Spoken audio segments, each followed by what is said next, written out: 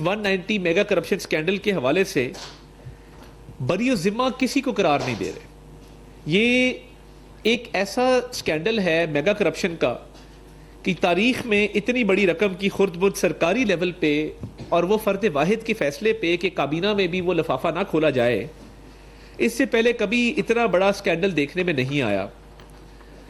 اور میں دیکھیں جب سے ہماری حکومت آئی ہے بہت سارے عالمی اداروں نے پاکستان کو سرٹیفیکیشنز دی ہیں، ریٹنگز بہتر ہوئی ہیں. فچ کی ریٹنگ بہتر ہے، موڈیز کی ریٹنگز بہتر ہیں، پی آئی اے کی فلائٹس بحال ہو گئی ہیں یورپ کے اندر.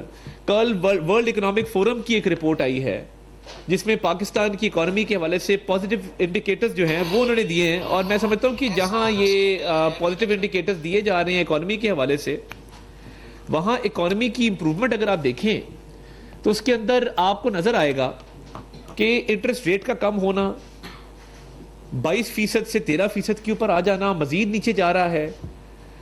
اس کے ساتھ ساتھ مہنگائی میں 32% سے 38% سے وہ آ جائے 3.9% کے اوپر، فوڈ انفلیشن نیچے چلی جائے. بہت بڑی کامیابی. اور ورلڈ اکنامک فورم نے ریزیلینس کے حوالے سے باقی جو رپورٹس آ رہی ہیں کہ جو ڈیفالٹ رسک ہے وہ تو ختم ہو گیا، اللہ تعالیٰ کا شکر ہے. تو یہ دیکھیں یہ اللہ تعالیٰ کا کرم ہے کہ پچھلے 10-11 مہینوں کے اندر پاکستان میں اچھی خبریں آئی ہیں، فیل گڈ فیکٹر آیا ہے، باہر سے انویسٹمنٹس آ رہی ہیں. اور ایک وہ گورنمنٹ تھی 190 ملین پاؤنڈ کے میگا کرپشن والی کہ جو سارا دن اس کھوج میں رہتی تھی کہ ہم نے کہاں سے کیسے پیسے کمانے ہیں ذاتی جیب میں ڈالنے کے لیے. اب یہ جو میگا کرپشن سکینڈل ہے 190 ملین پاؤنڈ کا، آپ کو تاریخ میں اس کی مثال اس لیے نہیں ملے گی. میں چند چیزیں آپ کو گوش گزار کرنا چاہتا ہوں. برطانیہ میں نیشنل کرائم ایجنسی جس نے شہباز شریف صاحب کو کلیئر کیا اور شہباز شریف صاحب کو بے گناہ قرار دیا، باوجود اس کے کہ شہزاد اکبر اور اس وقت چیئرمین پی ٹی آئی جو وزیر اعظم تھے وہ لگے رہے کہ کسی طریقے سے باہر سے کوئی ورڈکٹ لے رہے. برطانیہ کی عدالت نے کلیئر کر دیا. ایم سی اے نے کہا ہم نے 5 ممالک میں انویسٹیگیشن کی شہباز شریف کے خلاف، ایک دھیلے کی ہمیں کرپشن نہیں ملی. اسی نیشنل کرائم ایجنسی نے 190 ملین پاؤنڈ پاکستان بھیجے ضبط کر کے. اب یہ بڑی عجیب بات ہے کہ آپ کا کوئی پیسہ باہر پڑا ہو، وہ وہاں کی تحقیقاتی ادارے کی تحویل میں ہو، وہ کانفسکیٹ کریں اور وہ حکومت پاکستان کو دیں.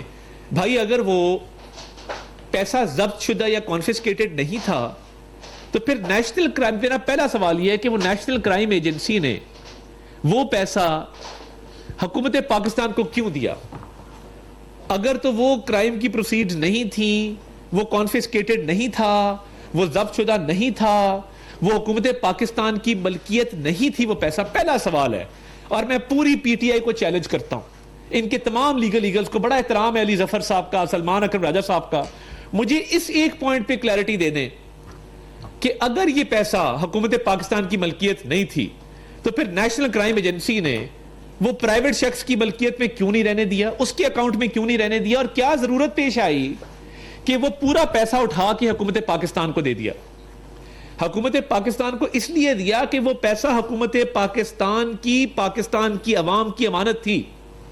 وہ پیسہ حکومت پاکستان کو اس لیے دیا کہ وہ ٹیکس پیئرز کا پیسہ تھا.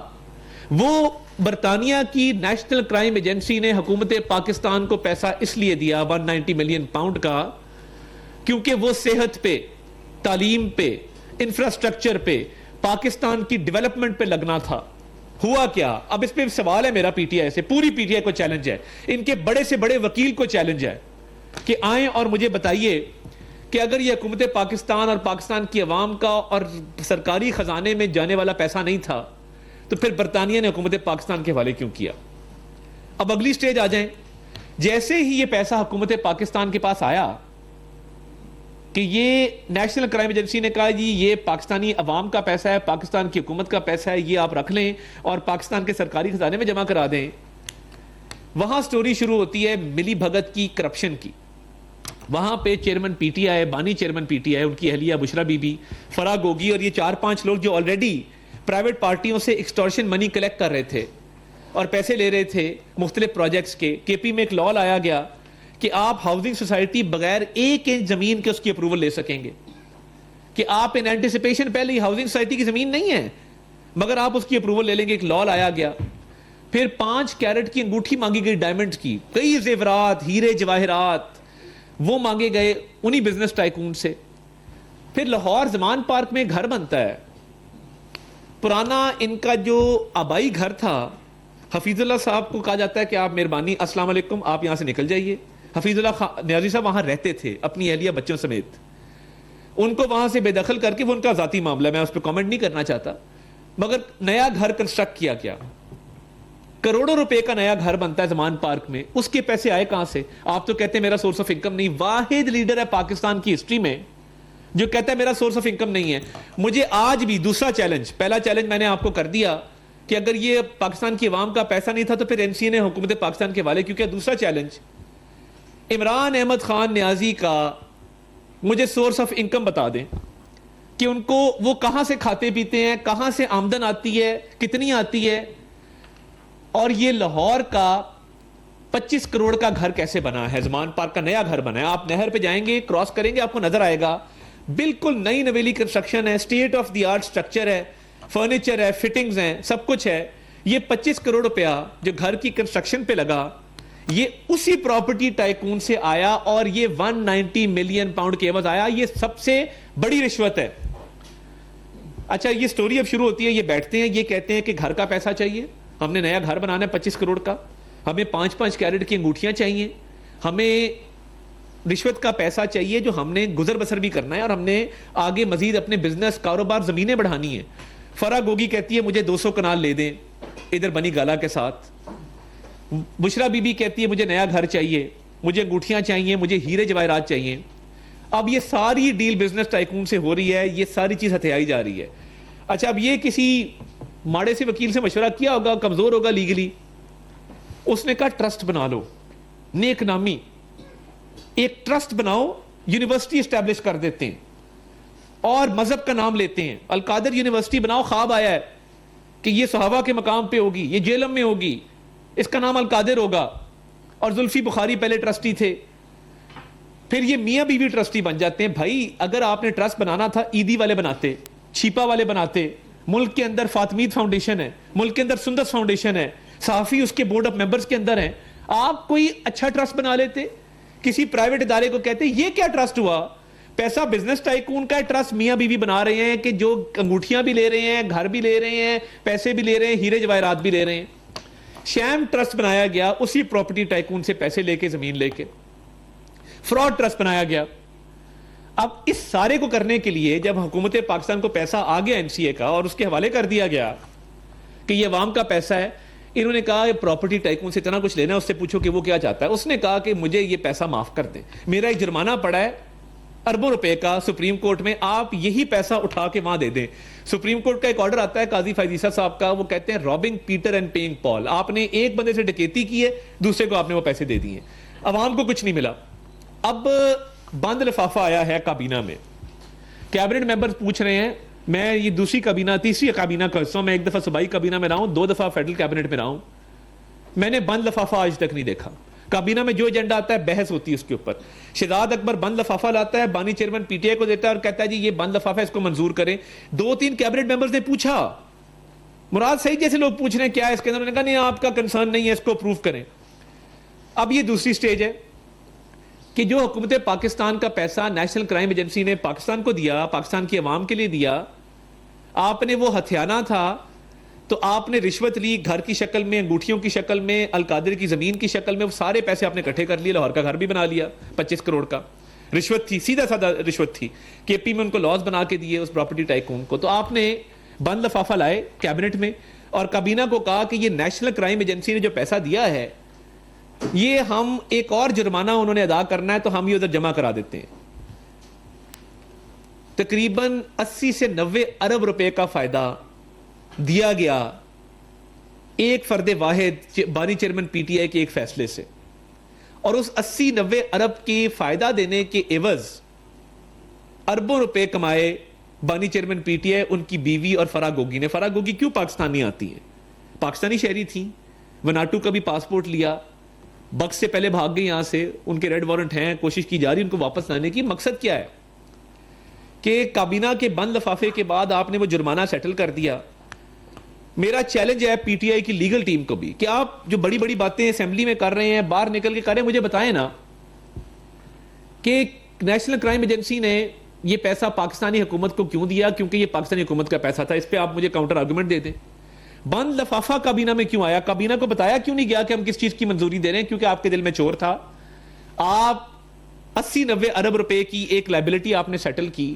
حکومت پاکستان کا پیسہ جو تھا, جو نیشنل کرائم ایجنسی نے دیا تھا, وہ اٹھا کے آپ نے اسی پراپرٹی ٹائکون کا ایک جرمانہ وہ ادا کر دیا جو انسٹالمنٹس میں پے ہو رہا ہے سپریم کورٹ کے اکاؤنٹ سے. تو ڈے لائٹ رابری, ڈکیتی, تاریخ میں اتنی بڑی ڈکیتی پاکستان کی تاریخ میں نہیں. میرا چیلنج ہے, آپ باقی کیسز پہ جو مرضی کہتے رہیں, مجھے 190 ملین میگا کرپشن کیس میں بتا دیں کہ آپ کے پاس کیا جواز تھا کابینہ سے بند لفافہ منظور کرا کے 80-90 ارب روپے کا ایک ٹیکہ لگانے کا قوم کو. ہمیں باتیں کرتے تھے پناما جی, اقامہ جی, فلاں تو منظور پاپڑ والا تو فلاں والا, تو وہ جو کیسز کا نکلا ہے, جو جھوٹے کیسز بنائے تھے, سپریم کورٹ تک وہ کیسز جو ہیں ہم باعزت بری ہوئے ہیں. آپ مجھے اس ایک کیس کی جسٹیفیکیشن دے دیں کہ کابینہ کا کیا کام ہے کہ وہ بند لفافے کو منظور کرے, اور آپ کا کیا کام تھا کہ آپ نے 25 کروڑ کا لاہور میں گھر بھی لے لیا, آپ نے انگوٹھیاں بھی لے لی, ہیرے جواہرات بھی لے لیے, ایک شام ٹرسٹ بھی بنا دیا. وہاں پہ کون سے بچے پڑھ رہے ہیں, مجھے بتا دیں وہاں سے کون سے بچے پڑھ رہے ہیں. انہوں نے وہاں بھرتی کے لوگ رکھے ہوئے ہیں کیمرے کے لیے دکھانے کے لیے کہ جی یہ 10-15 لوگ یہاں پہ پڑھ رہے ہیں. وہاں پہ کیا پڑھایا جاتا ہے, کون سی ڈگری ہوئی ہے؟ القادر کو اسٹیبلش ہوئے کئی سال ہو گئے ہیں. مجھے بتا دیں کہ کوئی آپ کو نظر آیا ہو کہ جی یہ القادر سے پڑھا ہوا بچہ ہے ہمارا. اور میاں بیوی کون سا ٹرسٹ بناتے ہیں؟ آپ نے ٹرسٹ بنانا تھا ایجوکیشن میں. شہزاد روئے صاحب بڑا اچھا کام کر رہے ہیں, اور 100 لوگ ہیں گرلز ایجوکیشن کے لیے, ویمن ایجوکیشن کے لیے, بچوں کی ایجوکیشن کے لیے, دانش سکولز ہیں, 100 پروجیکٹ ہیں. یہ پاکستان کی تاریخ کا سب سے بڑا میگا کرپشن سکینڈل ہے. اور بانی چیئرمین پی ٹی آئی, ان کی بیوی بشرا بی بی, ان کی فرا گوگی, یہ تمام لوگوں کے ہاتھ کرپشن میں رنگے ہوئے ہیں. میں پوری پی ٹی آئی کو چیلنج کرتا ہوں کہ آپ یہ ثابت کر دیں کہ یہ حکومت پاکستان کا پیسہ نہیں تھا. آپ یہ ثابت کر دیں کہ بند لفافہ نہیں لایا گیا کابینہ میں. آپ یہ ثابت کر دیں کہ لاہور کا گھر 25 کروڑ کا نہیں بنا. آپ یہ ثابت کر دیں کہ 5 کیرٹ کی ڈائمنڈ کی انگوٹھیاں نہیں لیتے رہے. آپ یہ ثابت کر دیں کہ کروڑوں روپیہ کرپشن کا نہیں آیا. نیوٹرل آبزرورز مان رہے ہیں اس بات کو کہ القادر کرپشن میگا کرپشن سکینڈل ہے. 190 ملین پاؤنڈ میں 80-90 ارب روپیہ اس قوم کا ہتھیایا گیا ہے. ہم انصاف کی توقع رکھتے ہیں. ہم یہ توقع رکھتے ہیں کہ جو کیا ہے وہ بھگتنا بھی پڑے گا اور انصاف کے تقاضے پورے ہوں گے. اور میں مقصد صرف اتنا تھا کہ یہ بڑی بڑی تقریریں کرتے ہیں. میرا پوری پی ٹی آئی کو چیلنج ہے کہ یہ جو میں نے آج باتیں کی ہیں اس کا 2% بھی آپ جواب دے دیں تو میں آپ کی بات مان جاؤں. مگر اس میگا کرپشن سکینڈل کی نہ کوئی جسٹیفیکیشن ہے, نہ کوئی آپ کے پاس اس کی کوئی توجیہ ہے, نہ کوئی وجہ ہے. وجہ صرف ایک تھی کہ آپ کے بانی چیئرمین پی ٹی آئی کا کوئی ذریعہ آمدن نہیں تھا. اس نے اپنی بیوی فرا گوگی کے ساتھ مل کے اربوں روپے اس قوم کے ہتھیائے ہیں. اور نیشنل کرائم ایجنسی کو بھی جو پیسہ آیا تھا وہ آپ کو چاہیے تھا کہ آپ وہ پاکستانی گورنمنٹ کے اکاؤنٹ میں رکھتے اور فلائی منصوبوں پہ لگاتے. مگر افسوس کہ یہ اربوں روپیہ قوم کا کھا گئے, اور قوم ان سے جواب مانگتی ہے کہ اب جواب دو کہ یہ اربوں روپیہ کیوں کھایا ہے اور یہ کہاں لگا ہے.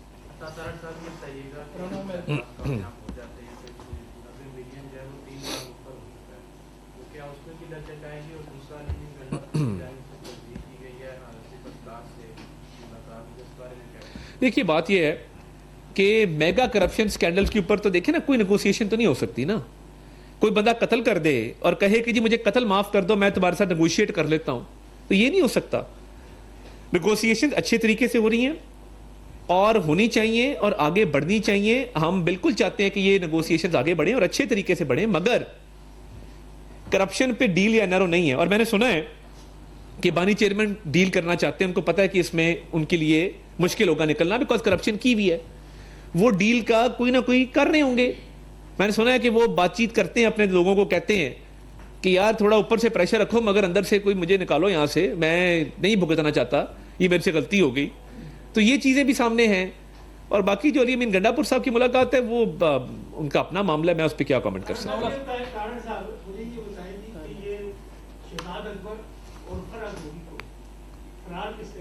ان کے نام سٹاف لسٹ پہ ڈل گئے تھے, آپ کی اس وقت نہیں فرا گوگی صاحبہ پہلے نکل گئی تھیں, یہ بالکل آخری دنوں میں نکلی ہیں, خان صاحب کا آخری 2-3 دنوں کے اندر. اور دیکھیے شہزاد اکبر کو تو میں آج بھی دعوت دیتا ہوں کہ آئیں پاکستان, اتنے کیسز بنائے تھے نا, اب اپنی باری آئی ہے تو دیکھیں اس طرح دوڑ نہیں لگانی چاہیے. اللہ تعالیٰ بڑے بول سے بچائے. ہم کہتے تھے کہ یہ اقتدار جو ہے یہ وقت کا دھارا ہوتا ہے, کبھی ادھر ہے کبھی ادھر ہے, نہ کریں. پورے پاکستان کے سیاست دانوں پہ کیسز بنانے والا شخص آج لنڈن بیٹھا ہے, ادھر بیٹھتا تھا اسمبلی کے اندر, آئے نا آ کے فیس کرے. ہمت نہیں ہے, حوصلہ نہیں ہے. گورنمنٹ میں انٹیریئر منسٹری نے کچھ اس پہ ورکنگ کی ہوئی ہے, اور میں چاہوں گا کہ یہ سارے واپس آئیں, آ کے کسی کو دیکھیے. یہ کوئی بہادری نہیں ہے یہاں پہ آکسیجن ماسک لگا لینا اور ہانپنا اور سینہ کو بھی کرنا اور کہنا کہ مجھے سانس نہیں آ رہا اور کہنا کہ میرے ساتھ بد سلوکی ہوئی ہے, اور اس کے بعد باہر بیٹھ کے بڑے بڑے ویلاگ کرنا. یہ چھوڑ دیں, یہ کام باتیں کرنی تھی ادھر کھڑے ہو کے کرتے, گراؤنڈ پہ کھڑے ہو کے کرتے. ہم نہیں کرتے رہے آپ کے دور میں, بدترین آپ کی اپوزیشن تھی. ایک دن میں پیچھے ہٹا ہوں یا میں نے کوئی بات کرنے سے گریز کیا ہو, ہم فیس کرتے تھے آپ کو. اب ویلاگ ہے اور کیمرہ ہے اور یہاں پہ آکسیجن تھا اور یوں تھا. اب کدھر گیا آکسیجن ماسک؟ یہاں تو آپ کی طبیعت بگڑ جاتی. پاکستان کے اندر باتیں کرتے تھے دوسروں کی بیماری کے اوپر, اپنا یہ حال ہے کہ آکسیجن ماسک لگا ہوا ہے, اس کا پائپ بھی کنیکٹڈ نہیں, اور کہہ رہے ہیں کہ جی میں طبیعت بڑی خراب ہے. تو یہ فنکار جنہوں نے پاکستان کی سیاست کو زہر آلود کیا اور پاکستان سے فرار ہو گئے, آج کل پاکستان کے اداروں کے خلاف بیٹھ کے بڑی بڑی وہاں پہ باتیں کرتے ہیں. تو آؤ نا میدان میں آ کے بات کرو اور آ کے سامنا کرو. باہر بیٹھ کے بات کرنا بڑا آسان ہے, اور کل لندن میں بھی ان کو بہت نموشی کا سامنا کرنا پڑا. صاحبزادہ جہانگیر چیکو نامی آدمی کو بھی انہوں نے نکال دیا کمرے سے, باقی لوگوں کو بھی نکال دیا. کمرہ نہیں ملا ان کو پارلیمنٹ کے اندر پراپر میٹنگ کرنے کے لیے, اور وہاں پہ پاکستان کے اداروں کے خلاف, فوج کے خلاف, آرمی چیف کے خلاف, وزیر اعظم کے خلاف پوری کیمپین چلانے کا ارادہ تھا. کل لندن کا فلاپ شو ہوا ہے, کیونکہ آہستہ آہستہ باہر کے لوگوں کو بھی سمجھ آ رہی ہے کہ یہ لوگ اپنے مفاد کے لوگ ہیں, یہ پاکستان کو تباہ کرنا چاہتے ہیں, اور ان کی سیاست صرف پاکستان کو تقسیم کرنے کے لیے. سر یہ بتائیں, ہمیں بھی پتا ہے, سب کو پتا ہے کہ جن دنوں یہ القادر کی ڈیل ہوئی انہیں دنوں اس کے آس پاس ہی یہ زمینیں بھی ٹرانسفر ہوئی. القادر کی ڈیل جو اس کی جو کیبنٹ میں بند لفافہ ہوا تھا, وہ کب آپ بند لفافہ میڈیا کے سامنے یا عوام کے سامنے کھولنے جا رہے ہیں؟ اور وہ جو پیسے تھے 60-70 ارب روپے جو بنتے ہیں 190 پاؤنڈ, ان پیسوں کا کیا سٹیٹس ہے؟ اور جو اس میں ایکیوز تھے ملک ریاض اور ان کے فرزند, ان کے بارے میں آپ کی کیا؟ دیکھیں یہ معاملہ ٹرائل کورٹ میں چل رہا ہے, ٹرائل کورٹ کا فیصلہ آنا ہے. میں کوئی ایسی بات نہیں کروں گا جس سے ٹرائل کورٹ کے فیصلے کو افیکٹ ہو. ٹرائل کورٹ نے تمام ایویڈنس دیکھی ہے, جو ایویڈنس حکومت کو کہیں گے ہم پیش کر دیں گے. جو ایویڈنس پیش کی گئی ہے میں سمجھتا ہوں وہ بہت گلیئرنگ ایویڈنس تھی, ناقابل تردید ثبوت تھے, وہ سارے فراہم کر دیے گئے ہیں. اور وہ جو 70-80 ارب روپیہ ہے وہ تو انہوں نے جرمانہ ادا کر دیا نا پرانا والا سپریم کورٹ میں, تو اس کی قسطیں جا رہی ہیں. اور ہم چاہتے ہیں کہ یہ فیصلہ آئے گا تو پڑھ کے اس پہ کامنٹ کیا جا سکتا ہے نا, جو بھی فیصلہ آئے.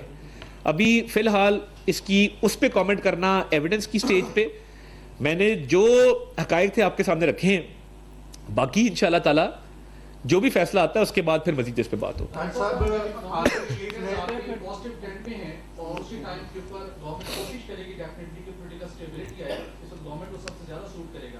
لیکن اسی ٹائم کے اوپر کل ایکسپیکٹڈ ہے 190 ملین پاؤنڈ کیس کا پیسہ اور متوقع ہے جس طریقے سے جو آنا ہے. تو آپ سمجھتے ہیں کہ مذاکرات کا سیشن پہلے جاری اور آپ کے ایفرٹس ہیں کہ پولیٹیکل اسٹیبلٹی کے لیے گئے, تو کل اگر فیصلہ آتا ہے تو جو مذاکراتی کمیٹی کے انڈرسٹینڈنگ کا لیول ہے جو گورنمنٹ کا, یہ سلسلہ کنٹینیو رہے گا اس کے درمیان؟ دیکھیے جہاں اکنامک اسٹیبلٹی پولیٹیکل اسٹیبلٹی سے لنکڈ ہے, اس میں کوئی انکار نہیں ہے, اور ہم بات چیت اچھے طریقے سے کر رہے ہیں, مثبت انداز میں کر رہے ہیں, بات چیت کرنا چاہتے ہیں. وہاں پہ اس کا یہ تاثر نہ لیا جائے کہ اس میں اربوں روپے کی کرپشن پہ پردہ ڈال دیں گے.